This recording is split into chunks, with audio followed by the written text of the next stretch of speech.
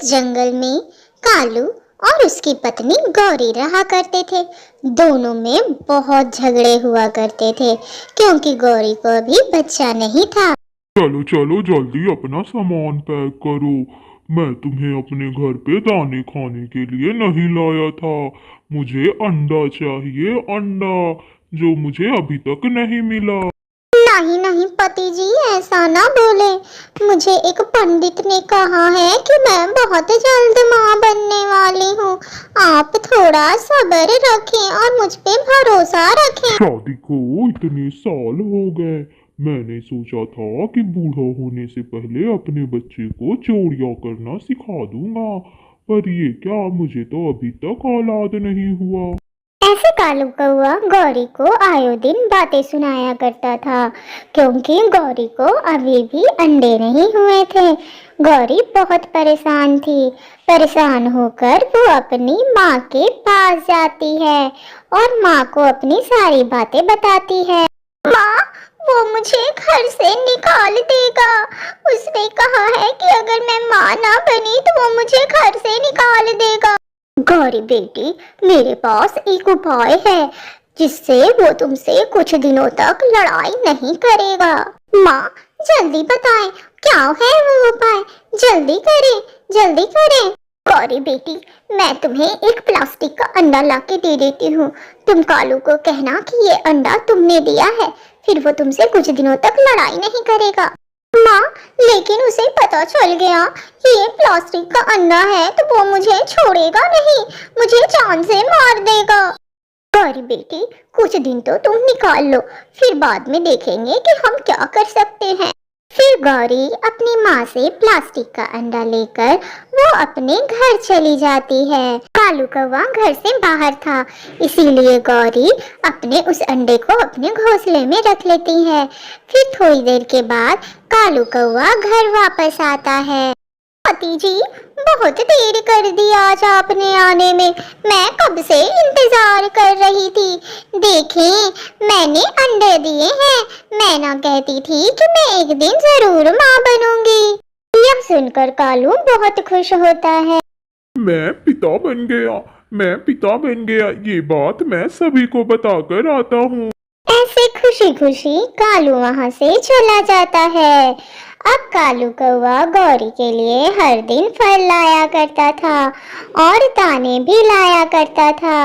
अब कालू गौरी के साथ बहुत अच्छे से पेश आता था और झगड़ा भी नहीं करता था।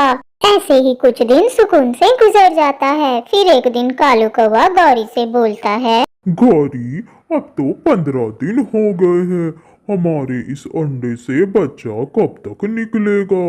पति जी, मुझे तो इसके बारे में कुछ नहीं पता। मैं आपसे अपने माँ से पूछ कर बताऊंगी। ठीक है, मैं चिड़िया से पूछ कर आता हूँ।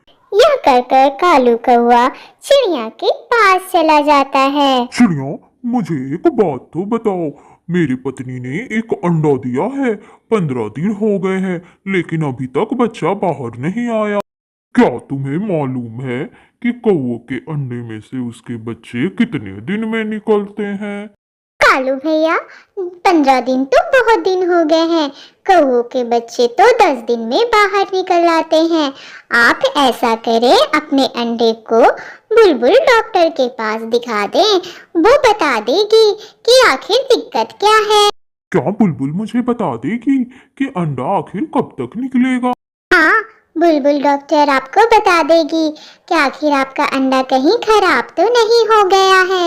यह सुनकर कालू कौवा दुखी हो जाता है और फिर वो जल्दी से गौरी के पास आता है और बोलता है, गौरी, चलो मेरे साथ, चलो, मैं तुम्हें बुलबुल डॉक्टर के पास लेकर जाता हूँ। लेकिन क्यों पति जी, मुझे क्या हुआ है? मैं डॉक्टर के पास क्यों जाऊं? गौरी, मुझे अपने बच्चे को दिखाना है। मुझे लगता है कि कहीं हमारे अंडे को कुछ हो तो नहीं गया है। अब तक तो बच्चा बाहर आ जाना चाहिए था।